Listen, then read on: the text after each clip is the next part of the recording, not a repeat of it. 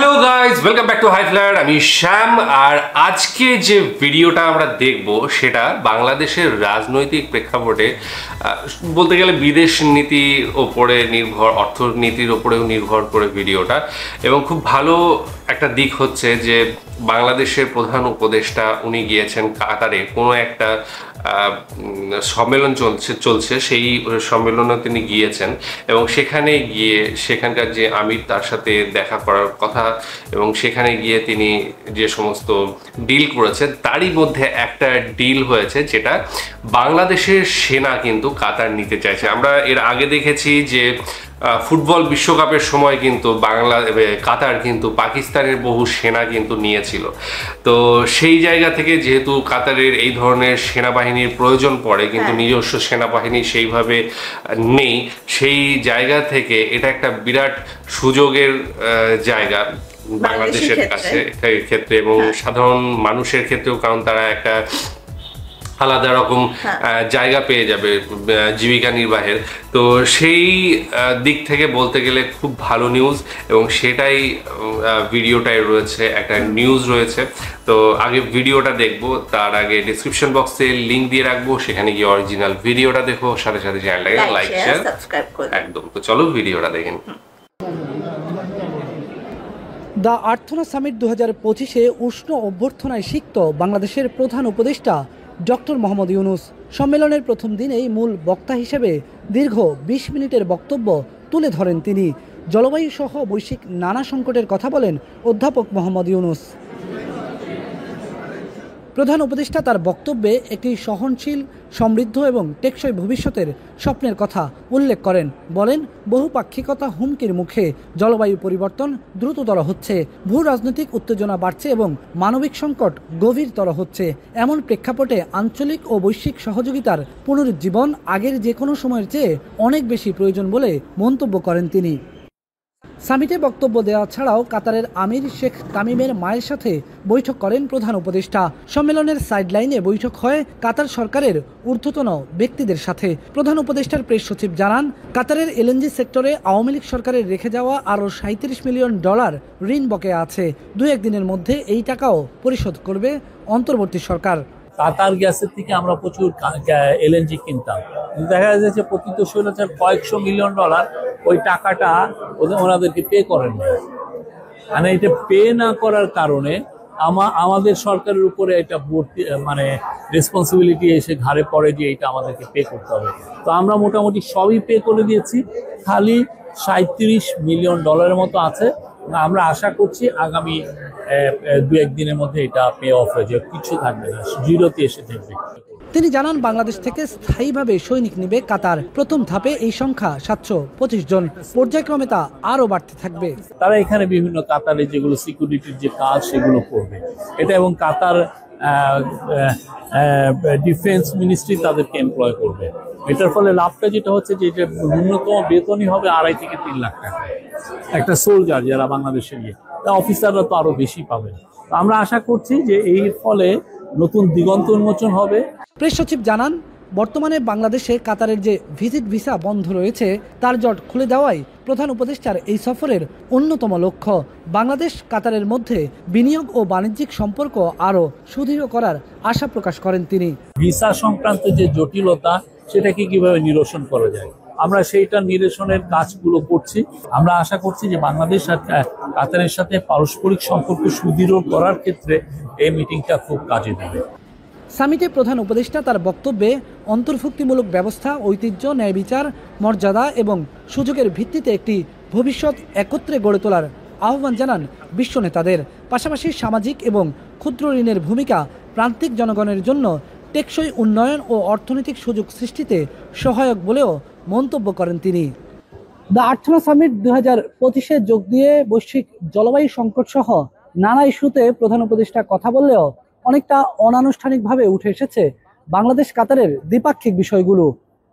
সম্মেলনের সাইডলাইনে অনেক কর্তা ব্যক্তির সঙ্গে বৈঠক করে ব্যস্ত সময় পার করছেন প্রধান উপদেষ্টা।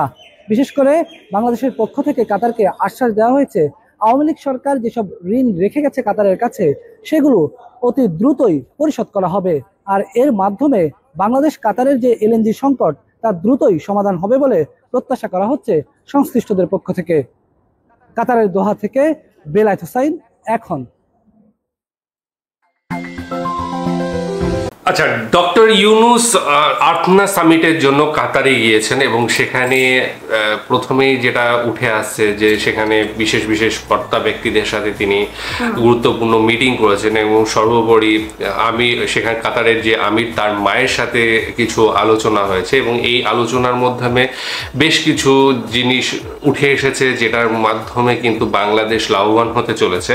তার মধ্যে 725 জন প্রথম যে সৈনিক তারা কিন্তু নেবে এবং সেই সৈনিকদের যে স্যালারি সেটাও কিন্তু অনেকটা বেশি, সব থেকে কম 2.5 লাখ, তাই তো? এরকম কিছু শুরু এখান থেকে, অফিসারদের তো আরো বেশি। তো এটা আমাদের এই সমস্ত দেশে এটা একটা স্বপ্নের মতো, যদিও কাতার কিন্তু সেই উন্নত একটা বিরাট অর্থশালী দেশ, সেই জায়গা থেকে তারা তাদের সেই সক্ষমতা রয়েছে, তাদের যে সৈন্য রয়েছে তাদের জন্য খরচা করবার। আর সাথে আরেকটা যেটা বলা হলো যে এলএনজি যে বকেয়া রয়েছে প্রায় $37 মিলিয়ন, হ্যাঁ $37 মিলিয়ন কি এরকম কিছু, হ্যাঁ। তো সেই বাকিটা কিন্তু করা হয়েছিল আওয়ামী লীগ সরকারের সময়, যেটা কিনা এখনো টানতে হচ্ছে। এর আগে যে সমস্ত আরো ঋণ ছিল সেগুলো আস্তে আস্তে পূরণ করা হয়ে গিয়েছে, ধার ছিল অ্যাকচুয়ালি, সেটা পূরণ করা হয়ে গিয়েছে। বাকি রয়েছে আর $37 মিলিয়ন। সেই $37 মিলিয়ন কিন্তু এইভাবেই আস্তে আস্তে শোধ করে দেওয়া হবে। তারপরে এলএনজির যে অভাবটা রয়েছে সেটা কিন্তু কেটে যাবে। তো এই আর্থনা সামিটে কিন্তু এছাড়াও ডক্টর ইউনুস কিন্তু আরো অন্যান্য বিষয় নিয়ে কথা বলেছেন এবং বিশ্ব জলবায়ু নিয়ে কথা বলা হয়েছে। সেখানে আরো অনেক মানে বিশ্বস্তরীয় যে সমস্ত নেতারা তারা কিন্তু ছিলেন সেই সামিটে। তিনি প্রায় আধ ঘন্টা বক্তৃতা দিয়েছেন, উদ্বোধনী বক্তৃতাতে প্রধান অতিথি হিসেবে। তো এটা একটা বিরাট অর্জন অবশ্যই বাংলাদেশের জন্য। আর সাথে এই সমস্ত সামিটে যখন একজন প্রধান বক্তা হিসেবে যান তখন কিন্তু সেই মানুষটার সাথে সাথে সেই দেশটার স্ট্যাচারটাও কিন্তু অনেকটা ওপরে উঠে যায়। এবং সাথে যেখানে নোবেল জয়ী রয়েছেন, বিশ্ববরেণ্য নেতা রয়েছেন, তো তার কথা তো আলাদাভাবে কিছু বলার নেই। ভীষণ গুরুত্বপূর্ণ এই ধরনের যে সমস্ত সামিটগুলো হয় সেখানে নিজের দেশকে রিপ্রেজেন্ট করা, যেটা কিনা ডক্টর ইউনুস করেছেন এবং তার সাবলীল যে কণ্ঠস্বর সেটা তিনি সমস্ত শ্রোতার মধ্যে ছড়িয়ে দিয়েছেন। আর তার যে 3-0 ভিউজ রয়েছে ওয়ার্ল্ডকে বিকশিত করার জন্য, সেই 3-0 তিনি ওখানে নিশ্চয়ই আমার মনে হয় বলেছেন, এখানে বলা হয়েছে কিনা জানি না, তিনি কিন্তু সবসময় 3-0 ব্যাপারটা সামনে আনেন। তো সেখানে পলিউশন ছিল, ইউথ ছিল, দুটো তো আমার মনে আছে, এবং মানে গরিবি হটাও, এই তিনটে ব্যাপার নিয়ে যত সম্ভব 3-0 এই ফর্মুলেশনটা রয়েছে। তো সেখানেও আমার মনে হয় যে কাতারে গিয়েও তিনি এই কথাটা যখনই গ্লোবাল প্ল্যাটফর্ম তিনি পান, তিনি কিন্তু এই 3-0 ফর্মুলাটা কিন্তু দেন। সেই জন্যই আমি বলছি যে এখানেও হয়তো তিনি সেটা তুলে ধরেছেন এবং সেটা সত্যি যে সমস্ত কনসেপ্টগুলো তিনি দিয়েছেন সেগুলো বিশ্বের প্রত্যেকটা মানুষের, বিশেষ করে নিম্ন স্তরের মানুষের এগিয়ে যাওয়ার পথে কিন্তু ভীষণ গুরুত্বপূর্ণ। আর নিম্ন স্তরের মানুষ যখনই এগিয়ে যাবে তখনই কিন্তু বিশ্বের সার্বিক উন্নতি হবে, সাথে সাথে দেশেরও উন্নতি হবে। যাই হোক, ভীষণ ভালো লাগলো। আশা করি তোমাদেরও কিছু মন্তব্য থাকবে, তোমরা সেই মন্তব্যগুলো অবশ্যই জানাবে, কমেন্ট সেকশন তার জন্য পড়েই রয়েছে। আর আজকে ভিডিও কেমন লেগেছে জানিও। তো এখনকার মতো এখানেই শেষ করছি, আগামী দিন আবার আসছি অন্য কিছু নিয়ে, ততক্ষণের জন্য স্টে টিউনড। বাই।